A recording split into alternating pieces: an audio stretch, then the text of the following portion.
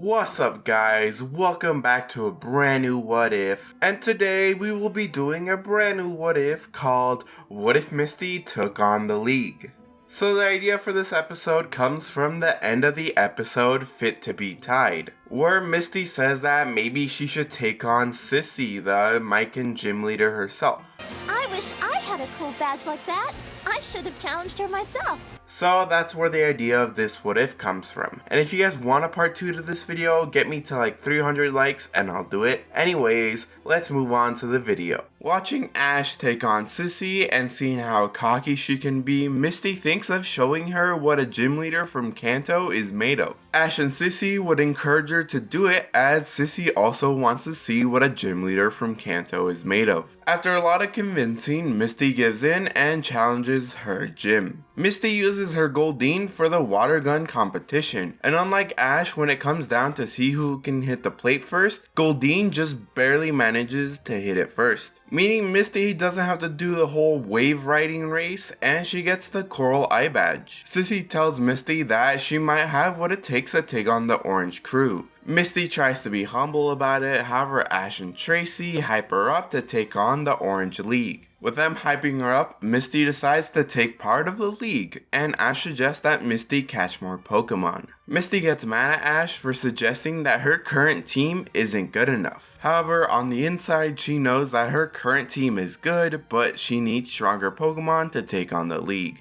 If this is anything like the Indigo League that she watched Ash take part of, yeah, she is gonna need stronger Pokemon. Tracy then points out to Ash that with Misty taking part in the Orange League, that makes her his rival. Misty even says that he better watch out as she's the better trainer. Anyways, while on Pinken Island, Team Rocket has arrived ahead of time and begun planning to take the Pokemon there. When our main trio arrive there, they run into a friendly Nidoran that Togepi and Pikachu quickly befriend. It takes a bit more time before they come across Team Rocket sucking up a bunch of pink Pokemon. With Nidoran's Ice Beam, Pikachu Thunderbolt, and Togepi's Metronome, they defeat Team Rocket. Because they saved the Pokemon on the island, Officer Jenny decides to not press charges against them. After this, Officer Jenny decides to take him on a boat ride far away from the island where they won't get sucked up by any more whirlpools. When Ash sends out Lapras, they find out that there was a stowaway on board this entire time. It was the Nidoran, as it jumps off Jenny's ship and onto Lapras' back next to Misty's side. This shocks everybody as they didn't know Nidoran was on board, but Officer Jenny quickly offers to take it back home. However, Nidoran shakes its head and rubs itself against Misty. Although the gang tries to convince it to go back home, Nidoran doesn't want to leave, and Togepi shows that it wants to keep playing with Nidoran too. So after a bit of thought, Officer Jenny gives in and allows them to take it, as long as they don't say anything about Pinken Island. Because Nidoran seems to really like Misty and Togepi, she decides to catch it and add it to her team. After this, nothing really changes until we get to the episode Bye Bye Psyduck, where it's revealed that Psyduck never really evolved. Misty was just using a Golduck that likes to impress pretty women. In this timeline, instead of letting Golduck escape, Misty decides to try and catch it, as it can prove to be useful on her team. Misty has to go through her Psyduck, Goldeen, Staryu, and Nidoran before Misty finally catches it in a Pokeball. From here, whenever Misty battles Team Rocket or a wild Pokemon, Togepi seems to pick up some mannerisms from Misty's two new Pokemon. Whenever it watches Nidoran fight, Togepi seems to show signs of wanting to battle too. Of course, Misty, knowing how young Togepi is, doesn't really allow it to be in any real battles. At most, Misty has Pikachu fight Togepi, but Pikachu is clearly ordered to lose the fight on purpose. Because of this and influence from Golduck, Togepi becomes a bit more confident in itself. Not too long after, they arrive at Nasal Island, where Misty, Ash, and Danny climb up the mountain just to find out that Danny is the gym leader at this gym. He tells them that if they win 2 of the 3 rounds, they get the badge. The first round, Ash uses Lapras and Misty uses Nidoran, but they lose to Danny's Nidoqueen as it's simply faster at freezing the geyser. In the second round, Misty chooses Staryu, Nidoran, and Golduck to make her sled, and with all her Pokemon working together, Misty is just barely able to make her sled before Danny can. Ash once again just barely makes it with Charizard's help. Thanks to Team Rocket interrupting, Ash and Misty also beat Danny in the sledding race as well. With the second badge, the Sea Ruby badge, in hand, they arrive at the 7 Grapefruit Islands, where Ash manages to catch himself a Snorlax, and there isn't really too much here that changes. So with those islands out of the way, let's get into the next gym battle, where they battle Rudy. And because Rudy is being a simp, he allows Misty to go first. The day before they actually battle, Rudy tells her that she needs to choose what type of Pokemon she'd like to fight with. And of course, Misty chooses 2 water types and a poison type. Ash's choices of types doesn't really change, it's still Thunder, Water, and Grass type. The following day, Misty and Rudy have their battle, which begins with Staryu versus Starmie. Staryu has quite a difficult battle, as not only is Staryu a great dancer, which allows it to dodge a lot of attacks, but Starmie knows Thunderbolt. Despite putting up a great fight, Staryu ultimately gets defeated by a combination of Takedown and Thunderbolt. They both recall their Pokemon, and after Rudy flirts a little bit, they send out their next Mons. Misty sends out Golduck while Rudy sends out his Tentacruel. This is a pretty quick battle as Golduck knows 3 psychic moves and is already pretty strong.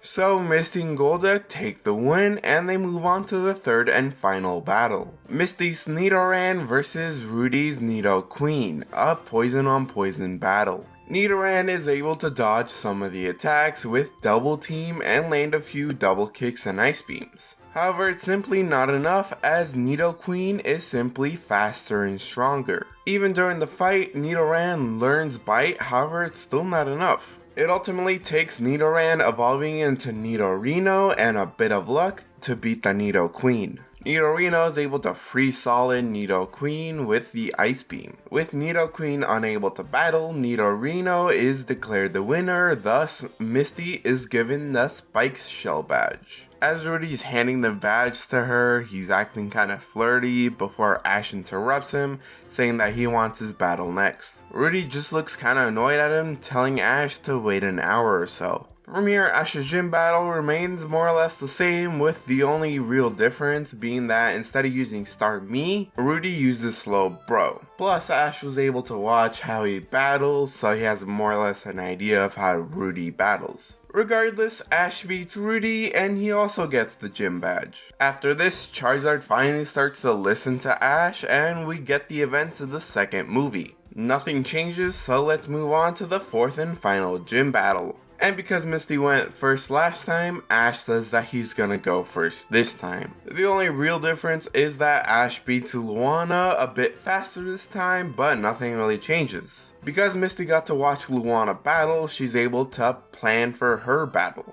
Anyway, she's told to wait a day or so before they can battle as their Pokemon gotta heal up. This does mean we miss out on watching some Magikarp evolve, but anyways, let's get to her battle. For her battle, Misty decides to use Nidorino and Golduck, while Luana remains with the same 2 Pokemon. It's a pretty rough battle as neither of Misty's Pokemon have anything that's really super effective against Alakazam, except for maybe Bite. As for Marowak, it gets defeated quite quickly when Golduck uses Surf and Nidorino freezes a small part of the water that he uses as a surfboard. After the surf hits Marowak, Nidorino uses that small chunk of ice to whack Marowak, knocking it out. Because Alakazam can just teleport away, it doesn't get hit at all. And because Marowak got defeated, it turns into a 2v1. As for Alakazam, they have a bit of a harder time as the only super effective move is Bite, but Nidorino has a hard time landing it. Misty tries a bunch of combinations that fail more often than they hit. Because of all these failed combinations, when Golduck goes in for another Surf, Nidorino is able to predict where Alakazam is gonna teleport. So when Alakazam appears, Nidorino bites onto its arm while Golduck charges up a Hyper Beam. While Alakazam does struggle to take off Nidorino, it's able to use Psychic to remove it off its arm. However, as it's being taken off, Nidorino uses Ice Beam to freeze Alakazam's legs to the ground. And because of that, Alakazam is hit with the full force of Golduck's Hyper Beam. This serves to knock out Alakazam, and Misty is declared the winner. With the fourth and final badge in hand, Misty and Ash are ready to face the Orange League champion, until Luana tells them that Misty will need a Pokédex to register for it. Realizing that Misty doesn't have one, they quickly head over to the nearest Pokemon Center. Here they call in a favor to Professor Oak so he can send her a Pokédex. And of course, Professor Oak, being Professor Oak, agrees to send her one. After telling them that it will be at the Pokemon Center on Pomelo Island, our trio head out. Following this, we move on to the episode where Misty catches herself a Poliwag, which she swaps out for Goldeen.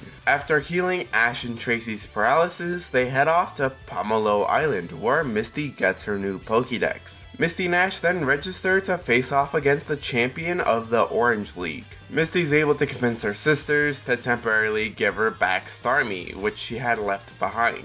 Daisy tells her younger sister that Starmie has learned a few moves since she had left it behind. Since Misty registered first, she gets to battle Drake first, and they begin with Poliwag versus Ditto. Unfortunately for Poliwag, it's kinda outmatched here, as Ditto is just a simply stronger Pokemon. So Ditto transforms into Poliwag and double slaps Poliwag into submission. Once Poliwag faints, Misty recalls it and sends out Staryu. With Staryu in the battle, they're able to take out the Ditto with the Swift and Double Edge. Drake's second Pokemon is his Gengar, who quickly proves to be too much for the poor Staryu. It hits it with a Confuse Ray and then lands a Hypnosis, putting it to sleep, forcing Misty to send out her Starmie, who actually fares up a lot better than its pre-evolution. The battle comes to an end when Gengar's Nightshade and Starmie's new Thunderbolt clash, creating a giant explosion. When the dust settles, it's revealed that only Starmie is left standing.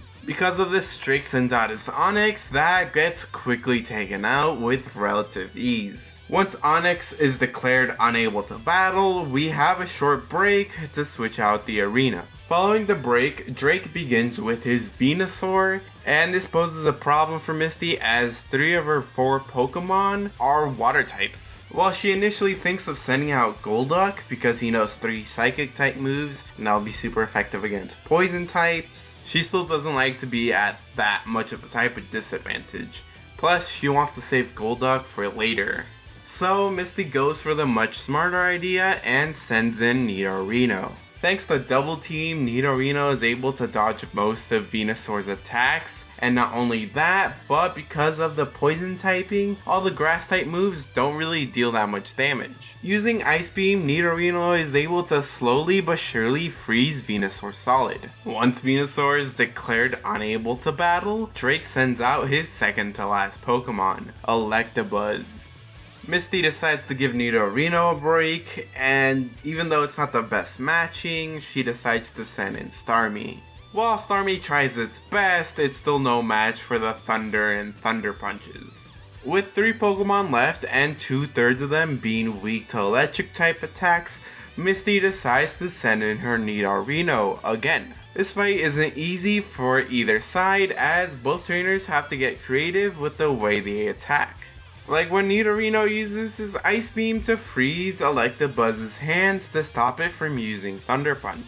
But ultimately, Nidorino takes out Electabuzz with a double kick, meaning it's time for Drake to send out his OP Dragonite.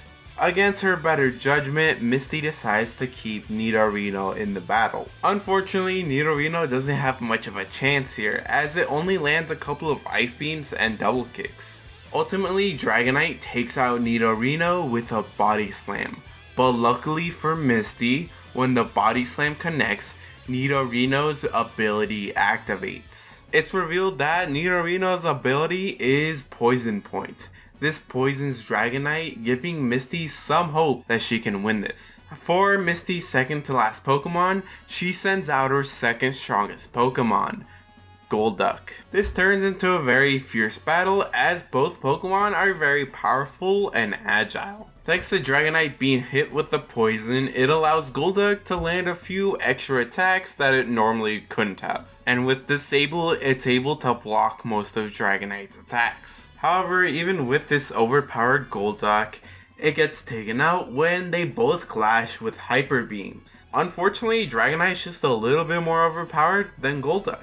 This horrifies Misty as she's yet to see Golduck lose, and only intensifies when she realizes that she has one Pokemon left. That Pokemon being Psyduck, and with not too much confidence, she sends Psyduck out, who comes out looking confused as always. Misty orders a disable, however Psyduck just stands there looking confused. This gets a chuckle out of Drake and he orders Dragonite to use Ice Beam. Psyduck, scared for its life, begins to run around the arena, just barely outrunning the Ice Beam. Eventually they freeze over the entire arena and Psyduck slips, causing him to slide. Dragonite eventually switches over to Thunderbolt, and even then it can't keep up with the sliding Psyduck.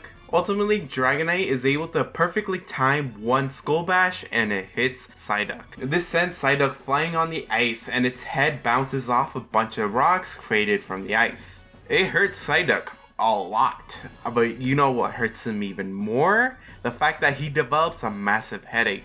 Psyduck's eyes begin to glow blue with psychic energy, and Misty uses this to her advantage. Misty orders Psyduck to use Confusion right away, and Psyduck summons a surge of psychic energy which sends Dragonite crashing to a nearby wall. It uses Confusion one more time to pick up Dragonite and slam it on the floor. Thus, Misty is declared the winner, and she runs over to Psyduck to hug it and thank it for winning the whole battle for her. With Dragonite already being tired from its battle with Golduck and being hurt by the poison, plus all of Psyduck's psychic power all combined into Misty winning the Orange League, earning her the winner's trophy and a spot on the Palace of Victory. So for Ash's battle, I think he's still gonna battle Drake. The reason behind that is that in the anime nor the manga, Drake is never referred to as the champion, meaning that even though Ash becomes the champion, Drake isn't. In the manga, he's actually referred to as the Orange Crew Supreme Gym Leader. And since we never see any of the other, supposed champions of the Orange League come to defend their title, means that we really don't have to do that, unlike the other leagues. So I'll still have Ash battle him instead of Misty, but regardless, his battle kinda remains the same. Ash's team does perform a bit better, having already watched how Drake battles, plus the little extra training they've done on the side. Anyways, after Ash's battle with Drake, Misty is talking to her sisters when Golduck lets itself out of the ball. Golduck then starts to flex for them, which impresses her sisters, and Violet accidentally lets it slip that they watched their fight and saw how strong Golduck was. Misty gets a little bit embarrassed as she asks if they really did watch it, but Lily quickly brings them back on topic and asks for Starmie and Golduck. Misty is a bit hesitant at first and asks Golduck if he would like to go with them, and Golduck gives him a thumbs up, which Misty says of course he would. She hugs Starmie and Golduck before sending them back to the Cerulean Gym. From here, not much changes as the trio make their way back to Pallet Town and Ash has his battle with Gary. When they find out about the Johto League, Tracy, Ash, and Brock ask if Misty will be competing in that league as well. Misty is unsure as she definitely had fun in the Orange League, but she's not entirely sure. Later that night, when they're celebrating, Professor Oak says that he's got a present for Ash and Misty. Brand new Pokédexes loaded up with a bunch of information from the Johto region. And while Ash is more than happy to take it, Misty is a little more hesitant to take it, but Professor Oak says that it's just in case she wants to take part in the league. Plus, she can use it for information about stuff, like when Ash and Tracy were hit with the stun spore, and she needed to get the Salveo weeds. Misty, thinking it over, decides to accept the Pokédex, and the following morning, Ash, Misty, and Brock head off for the Johto region. And that's where we're going to be leaving it off for today. So I do want to cover a few things before I actually end the video. The first thing is the whole Misty not fighting Ash for the champion title. So the reason I didn't have him fight here is because if I do a part 2, which like I said, 300 likes and I'll do it, I'll actually have her compete in the Johto League, meaning that they can fight there. I just think it would be more interesting to have him fight in the Johto League rather than the Orange League. Also, I decided to give Misty the Pinkin Nidorino because I thought it'd be more interesting for her to have at least one non-water type on her team. Plus, on my What If Ash woke up on time, which should be the next What If that comes out next. Can't tell you when, but it should be the next one up. Anyways, I didn't do it for that What If, so I thought, hey, I might get away with it here. Also, shout out to Ronin Charizard. His What If Jesse and James took up the gym challenge sorta inspired this video. Also, shout out to my boy Mooncell Game, who came up with the idea of Psyduck bouncing on the ice to get the headache. So yeah, go check both of them out. Their links are in the description down below. And remember, 300 likes and I'll do a part 2 to this video. But anyways, that's the end of this video. And remember to like, comment, and subscribe. And I'll see you guys next time.